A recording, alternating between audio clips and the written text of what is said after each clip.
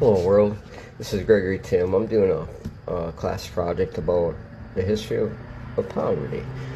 All the way back to the 1929 when the stock market crashed, and in 1932 we had almost 25% unemployment, no food stamps, no FDCI, Social Security, Medicaid, no minimum wage. 2 million kids were out of school. Poverty was like 60 to 70%. It's crazy. Farms failing. Then the Dust Bowl came. 500,000 left Oklahoma. And back then, a lot of folks were on margin, too. It's very comparable to now. And that's what I'm trying to get to, leading up to the history of it, to comparing it to now with the history of what's about to happen here with AI technology. I mean, by 2030, their institutions are predicting 300 million jobs lost, and then we're going to be permanent jobs.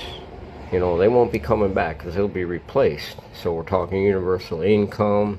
I mean, we're going to have a whole new FDR program implemented, that is for sure. And with the universal income coming, and then there's going to be rules and things like that. But I mean, we're facing it right now, and we're living on margin, in debt. So with poverty comes homelessness, addiction, drugs, mental health issues, a lot of things. So as an organization, we got to be prepared even more. There's great organizations out there like the NEW community, Hopes Chats. Becca right here, she can be speaking shortly about some of her ideas and fear. How to overcome any fear that you have.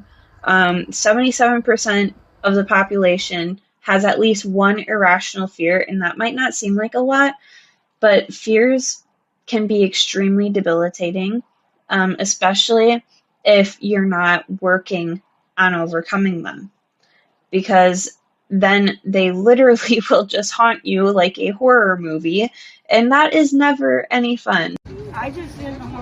11 to 4, and we have our former mayor, our best mayor, Jim Schmidt, and his wife Donna. They're here. And what are you doing, Jim?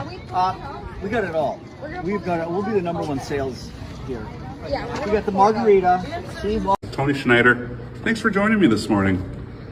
But before we get down to brass tacks, let's talk about what I love in the morning. A little bit of coffee. Fresh cup of Joe, never did anyone any harm.